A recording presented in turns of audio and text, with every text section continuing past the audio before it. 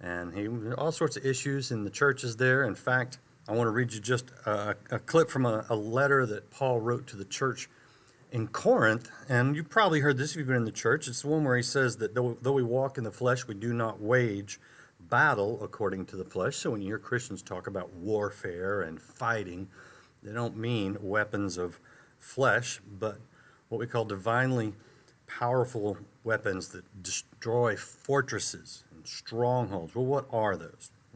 Paul says we are destroying arguments and all arrogance raised against the knowledge of God. Now, this was not necessarily popular in Paul's time. It could easily get you ostracized, most likely would, could get you imprisoned, and could even get you killed. In fact, it did get many Christians killed.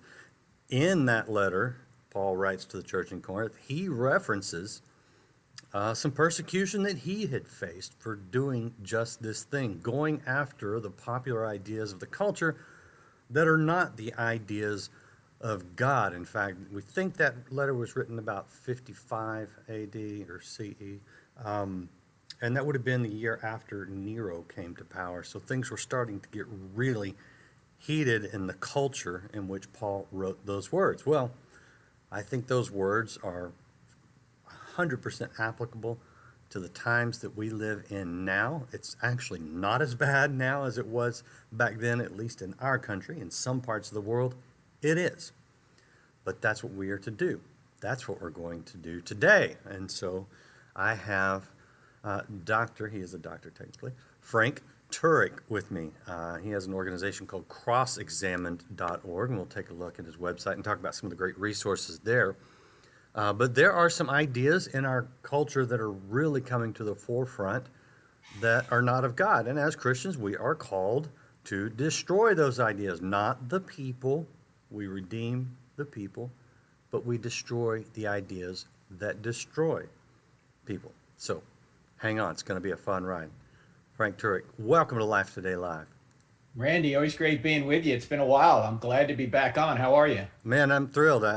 Somebody sent me things saying, would you want Frank Turek? I was like, yes, I don't even care what we're talking about. I just want him on the program. It's good because you are dealing with these things. Of course, you've written multiple books confronting atheism, confronting the cancel culture, the popular culture, the politically correct. In fact, one of your books is correct, not politically correct. You also are a contributor to the stream. There's the website Cross-Examined, but I want to show people one of your latest articles on the stream about progressive ideology and how it's hijacking the Christian faith. There's a lot going on right now. What are you out there confronting? Well, let me ask you a question before we get into that, Randy. Let's suppose that you and I were at the base of Mount Sinai. We're with the Israelites and we're waiting for Moses to come down the mountain with the 10 Commandments. And he comes down with the 10 Commandments and he says, here are the 10 Commandments from Yahweh.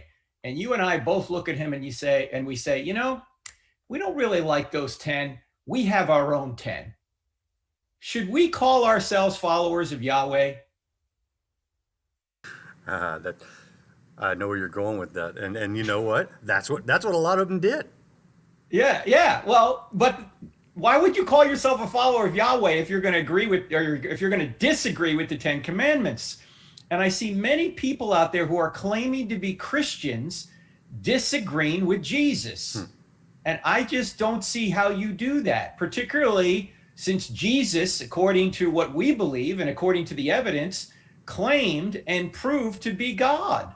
How can you disagree with God and still claim that you're a follower of God? I don't get that. But there's a lot of people today doing that, and it's actually encroaching its way into politics. Let me just give you an example of this. You remember when Amy Coney Barrett was up, not just for Supreme Court, but she was up for a lower court, and Senator Feinstein from California, during the confirmation hearing, said, because Amy Coney Barrett is a very strong conservative pro-life Catholic, she was asked or told by Senator Feinstein, The dogma lives loudly in you, meaning the dogma of the Catholic Church, the pro-life views of the Catholic Church. But when Joe Biden becomes president, suddenly Joe Biden is depicted as a devout Catholic who goes to church every Sunday. Unfortunately, he doesn't agree with the Catholic Church on one of its most important doctrines, and that is thou shalt not murder,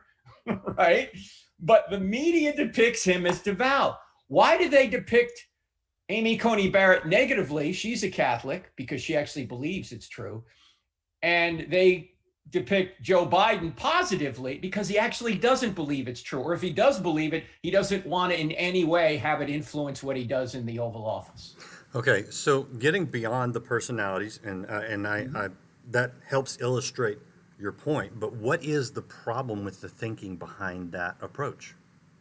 The thinking behind the approach of saying you're a Christian but disagreeing with Jesus. Well, I think that's pretty fair. Right. That was. Come on, I'm trying to give you a softball question here. Work with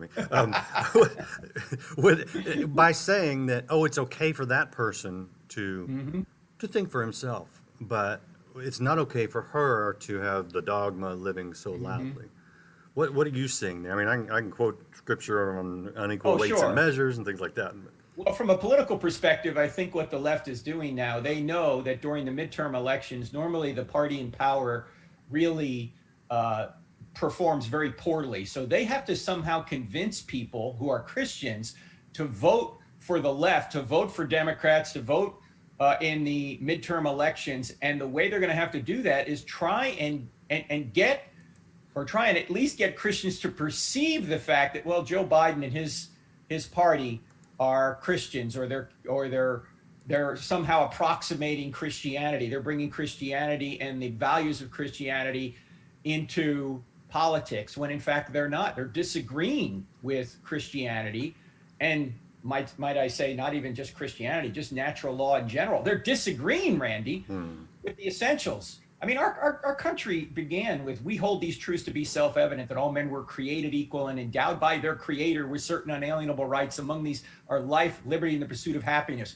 You don't even need the Bible to know that life needs to be protected. Yet you have people out there claiming to be Catholics, claiming to be Christians, claiming to be following the Bible, and yet they're not even following the Bible. They're not following natural law. They're not even following the precepts of our country. And that's tragic, because the right to life is the right to all other rights. If you don't have life, you don't have anything. Yeah, I read something yesterday because a report came out from Planned Parenthood, and they quietly, put some numbers out there. But if what I read was true, and I don't have reason to doubt it, abortion is the leading cause of death in the United States. It is, yes, particularly among blacks, by the way. You know, blacks comprise 13% of the population, but they account for 38% of the abortions. God. The most racist thing we do in America. What is the thinking behind that? Because I really want to, you're a thinker, and I want to get to the ideas that are destroying people, whether it's in the black community disproportionately, apparently, but really in the culture and even in the church. What is going on? What are the ideas that we're holding to that are so destructive? Well, they come out of Romans 1, when Paul says people suppress the truth and unrighteousness to go their own way. They want to do what they want to do, so they'll suppress the truth about God, they'll suppress the truth about the humanity of the unborn in order to go their own way. That's ultimately where sin begins, as you know. James says it starts with a desire in your heart, and ultimately what you'll do is suppress the truth. And as Paul lays out in Romans chapter 1, if you suppress the truth long enough, that's going to lead to futile thinking and ultimately a depraved mind, because God is going to give you up to your own desires. And if you read the end of Romans chapter 1, where Paul says, people are not only doing these evil things, Randy, but they're cheering on other people who are doing them. That is a depraved mind. Now we have the President of the United States, who tried to take a middle-of-the-road position on abortion for much of his career. Now he's saying, yeah, I think the government actually ought to pay for abortion. I'm personally against it, but the government not only ought to allow it, it ought to pay for it. Now that is depravity right there. And not just pay for it in our country, but pay for it in other countries. Exactly. We're exporting, one of the first executive orders he gave was to reverse that Mexico City policy. You're absolutely right. Yeah. All right. Now, I mean, I could spend the rest of the show talking about abortion, because What's interesting is that even people who don't recognize the authority of Scripture, and I acknowledge that there are people who don't, we have a problem of science. We have a fundamental disagreement over science. And when I tell people that who are pro-choice, they go, "What do you mean?" And I say, "Well, you don't believe that life begins until the child exits the birth canal," and they usually try to correct me. Because we don't have an honest discussion about abortion, which is, when is that life a human life and deserves all of the rights, the human rights that we would afford anybody. How do we get people beyond the political argument and into the ethics and the science of it? Because I see that as the hope for the abortion debate. Well, actually, I think the easier hope is to show them a short video. And my friend Scott Klusendorf, who's one of the top pro-life speakers in the country, has a video on his website. If you go to caseforlife.com and you go there, you'll see right on the homepage about a 1-minute video. And at some point, if you show that video to someone and after they see that video, they're still pro-choice, they don't have a conscience. Because after they see that video, they're going to realize, no, this is wrong. They're going to show you abortions at 3 different stages of development in the womb: very early, midway, and late. And when you look at that, you go, that's a human being. We should not be killing that human being. And I think that makes the point better than just talking about the science of embryology, because you can talk about science all day long and people will still ignore it. In fact, it goes back to 1955. Randy, do you remember the Emmett Till case? I don't know if that name is familiar to you. Sure. Yeah, Emmett Till, for our viewers, was a young black man who was murdered in Mississippi by white supremacists, basically. And he was 14 years old, and his body was sent back to his mother in Chicago. And when she got the body, she said, "There's going to be a funeral, and it's going to be open casket." And everyone was shocked because he was beaten by these white supremacists in Mississippi, and beaten to a pulp, this poor kid. And the mom said, "I want the world to see what they did to my boy."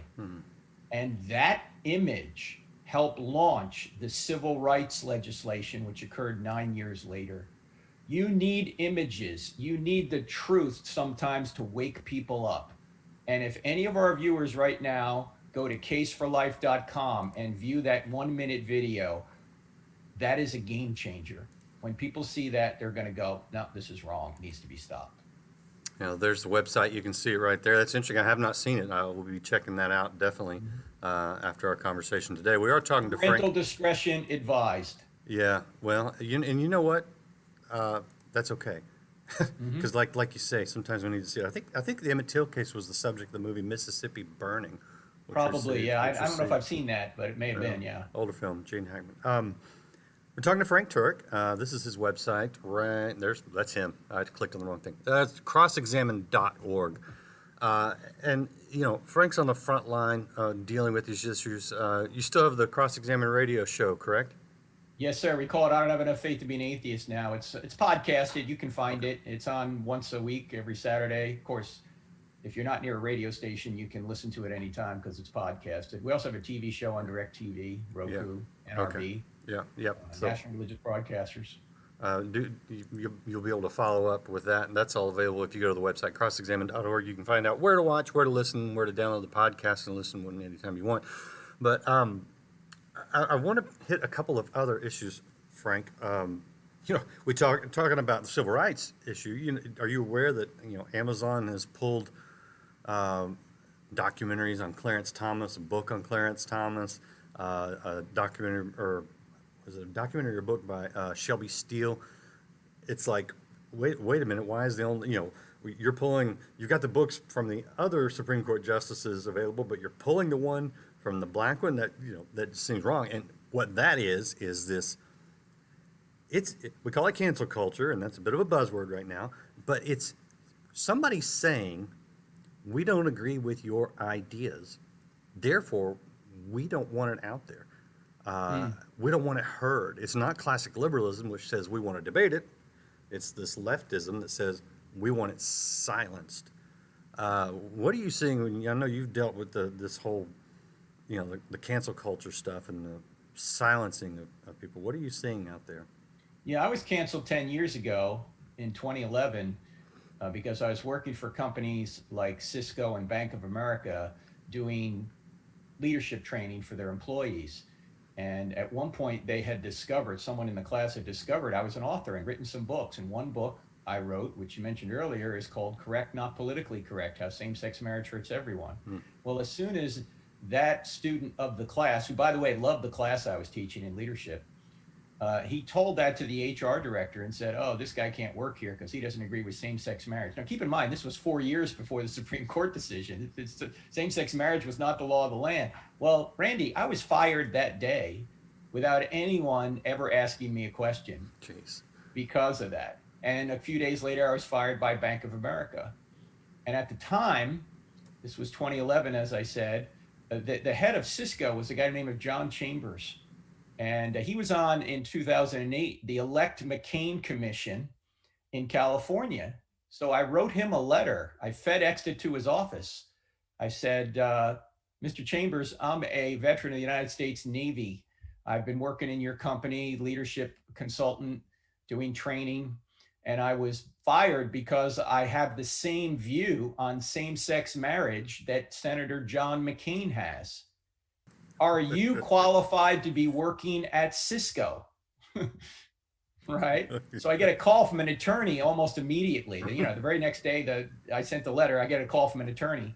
And she says, what do you want? And I said, well, I don't want anything. I just want you to call the dogs off other Christians or conservatives in your company that may have different political views than you. Mm-hmm.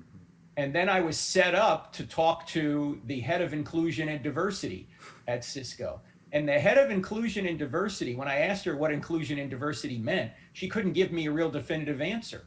She gave me platitudes. Mm-hmm. She couldn't understand, Randy, why I was upset that I was excluded for holding a diverse view in the name of inclusion, tolerance, and diversity. Because you see, inclusion, tolerance, and diversity does not mean inclusion, tolerance, and diversity. It means if you don't agree with us, we will cancel you. Yeah. That happened 10 years ago, and we went public with it. I wrote some columns on it. In fact, if you go to crossexamine.org and type in the search engine sex at work, you'll see what it's about. Don't type in sex at work at Google. Okay, don't do that. Go to our website, crossexamine.org, and type in sex at work. You'll see what the story is there. Well, this has just been amplified over the past 10 years. This is why, by the way, this so-called Equality Act is such a fiasco. Okay, I'm glad you brought that up. Would you explain that to people who don't know exactly what that is? I know some people know that, oh, that's bad, but they don't know why. Okay, well, first of all, here's what the left does. It uses terms that sound good, that you ought to be for, and applies them to something that's bad, like freedom to choose, right? Right. Who could be against freedom to choose? Okay. As soon as you ask them freedom to choose what, then they're running into trouble. Freedom to choose the death of a baby? No. In this case, they use the Equality Act to say that, well, some people in the workplace aren't equal, so we have to make them equal. Well, who are they trying to make, quote unquote, equal? Well, the LGBTQ community. Now, Randy, let me ask you this question. In corporate America today, are you more apt to run into trouble if you're for same-sex marriage or against same-sex marriage? What do you think? Yeah, well, today's pretty obvious. You're going to be hammered. I was hammered 10 years ago. My dad was kicked off of TV in the 80s for that, but you literally can lose your job, not even for bringing it up on the job, but for liking someone's tweet while you're at home sitting, thumbing through while during commercials or something. That's right. So that's why this is not equality, because what they're trying to do is they're trying to say that LGBTQ people get special protections that the rest of us don't have. Now, this is a solution looking for a problem, because in corporate America today, there is no LGBTQ people are, first of all, they're running corporate America. They don't have trouble getting work or staying in work. And here's why this is going to be inequality for everybody else. Suppose, Randy, you're working in corporate America and a person who identifies as LGBTQ is at the same employer. And the employer has to cut somebody due to revenue. There's not enough revenue coming in. Who are they going to cut? Are they going to cut you, or are they going to cut an LGBTQ person who can now bring a expensive lawsuit against the company for discrimination, who are they going to fire? Yeah, it does tilt things. Yeah, they're going to fire you. So, in effect, what this bill will do, in addition to restricting religious freedom, it's going to give an advantage to 3% of the population at the expense of the other 97%. Now, that's anything but equality. That's actually inequality. But this is the march that is going on from the left in our country right now. And it is a totalitarian march. How do we as Christians show love, grace, and preach the gospel to the LGBTQ community, at the same time holding to the truth that the lifestyle that they're advancing is complete defiance of God? It's scripturally, it's obviously, it flies in the face of what God says. And when you start getting into the transgender stuff, it gets even kind of crazier. But this is a tough thing, I think, for a lot of Christians, because it's really easy to come out and curse the darkness. But if our weapons of warfare are not of the flesh, but we're walking in the flesh, how do we save them while defeating them? Yes, that's a great question. And it all revolves around this question. Does love require approval? And the answer is no. Every parent knows that if you approve of everything your kid wants to do, you're not loving. You're unloving. You have to stand in the way of evil. Paul says love rejoices in the truth. So we have to rejoice in the truth. Now the question is, how do you do that? And that can be difficult to do. But love does not require approval. In fact, it requires the exact opposite. It requires discernment. It requires, oh, I'm going to approve of this because it's right and disapprove of this because it's wrong. So we can't approve what we know is hurting other people. We can't approve what we know God doesn't want us to approve. Yet many Christians are crumbling. We just seen what the Bethany adoption agency decide now they're going to give babies to gay couples. So they're going to deprive that baby of either a mother or a father, as if the baby has no rights in the matter at all, right? Yeah. But the irony is that the name of the organization is Bethany Christian Services, which baffles me. No longer. Right. It's no longer. back to your opening point. How do you call yourself a Christian but run in direct opposition to what Christ said and what the scriptures teach? Yes, and here's another thing I think we need to address, Randy, because quite often this is missed. People will say, well, Jesus never spoke about this issue. No, he did. In fact, Jesus in Mark chapter 7 said, it's not what goes into a man that makes him unclean, but what comes out of a man. And he talks about theft, murder, sexual immorality. Right? Now, what did sexual immorality mean in his day? It meant any sex outside of the sex inside the marriage of a man and a woman, which would include homosexuality, fornication, would include adultery, any of these things it would include. So he talked about the category, even though he didn't talk about the word homosexuality or the particular sin. It would be like saying, well, Jesus never spoke about felony home invasion. Oh, does that mean it's okay? No, he never used the phrase felony home invasion, but he talked about the category known as theft, which covers felony home invasion. He also said that marriage is between a man and a woman in Matthew 19. So Jesus is, and of course his apostles are quite clear on this. And look, you don't even need the scriptures to know that men were made for women and women were made for men. And the best way to perpetuate and stabilize society, which is the reason the government's involved in marriage to begin with, is to legally recognize the man-woman relationship over every other relationship, because they're the relationship that's going to create and nurture children to adulthood. And that's the only way you can have civilization. Boy, that's good. All right. Frank Turek, crossexamined.org. There is so much more, which is why I keep mentioning the website, because it's a wealth of resources, and it will sharpen you, and you need that. You definitely need that even if you're a Christian, because we are seeing this, what we call wokeness, which is, again, a complete flipping of the term, because you're anything but woke if you're woke. We're seeing this in the church. We're seeing this not just with an adoption agency, but sadly, people that I have known for many years, read their Twitter feeds, Facebook posts and things like that. And I'm seeing this wokeness, these ideas that are in opposition to God, coming from Christians, and it's disturbing and baffling, and it makes you angry. But I try to get angry and not sin, and tell them they're going to hell or something in a tweet, because that doesn't do any good. What are you seeing in the church that we need to be aware of, that we need to battle? I'm seeing this progressive Christianity, which is not progressive nor Christian, seeping in. Because whenever you're getting away from the teachings of Jesus and the apostles, you're not progressing, you're regressing. And it's not Christian if you disagree with Jesus and the apostles. In fact, my friend Elisa Childers just did our last podcast for us. It's about progressive Christianity in the church. So I hope people will go to I Don't Have Enough Faith to Be an Atheist on iTunes and listen to that, because she's very insightful. She's written an entire book on it called Another Gospel. These things are creeping into the church now. And we need to speak out against them, because this is false teaching. And of course, Paul actually called people out who were false teachers right in the Bible. He even corrected Peter at one point, because Peter wasn't practicing what he was preaching, there in Galatians 2. So it's okay to call people out, because we're supposed to be sheepdogs to protect the sheep. That's the intent of it. So we need to do that. Yeah, so when you hear of progressive Christianity, think grape nuts, the cereal, grape nuts. Because grape nuts are not grapes, and they're not nuts. So that's what I hear when I hear progressive Christianity. It's neither one of those things. That's right. Okay, the last question I have for you, our guest, Frank Turek, and he's dealing with a lot of different issues.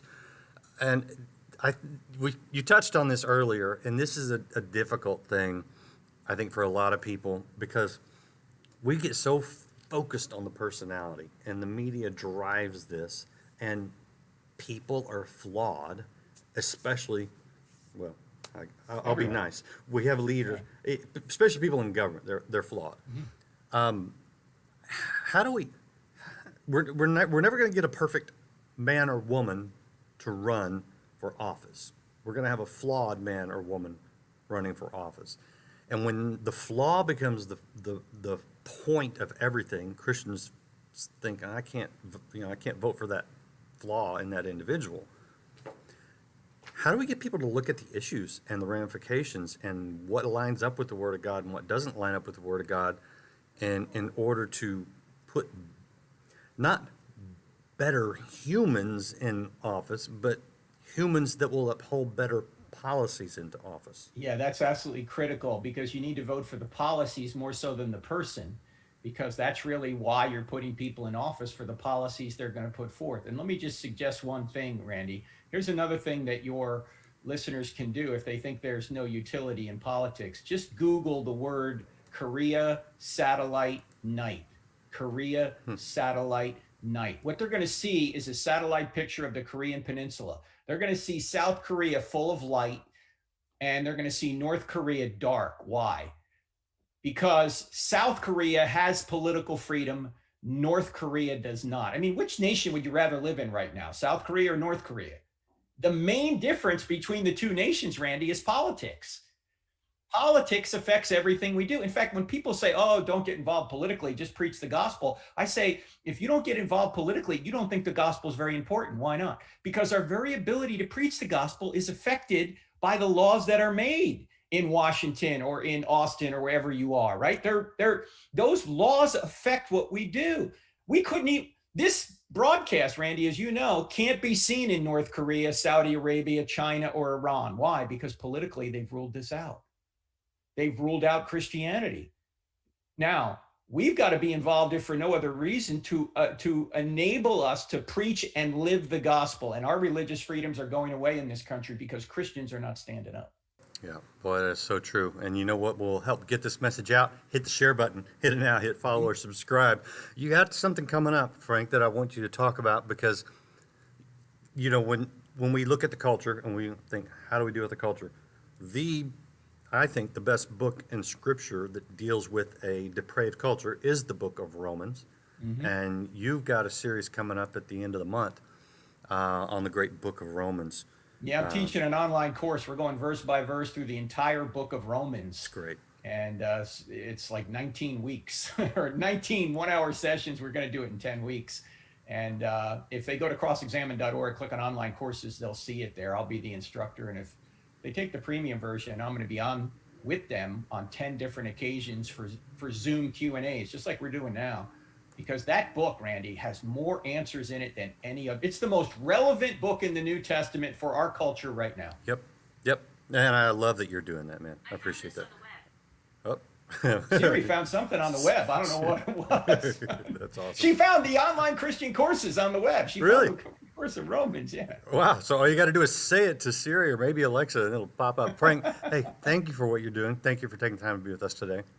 Thank you, Randy. I appreciate it. God bless you. I appreciate all you guys hanging out. Share this. My goodness. I mean, share this and then go to crossexamine.org and really get sharp because it may seem a little discouraging sometimes when you turn on the news. Turn it off. Turn on Frank Turek or turn on Life Today TV because the light outshines the darkness. Every single time we win.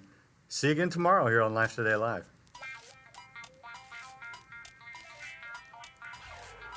This is your hour, angry mob, forever, and the hour of darkness. But enjoy it. Squeeze all the fun you can out of it. This is your hour. This is your hour.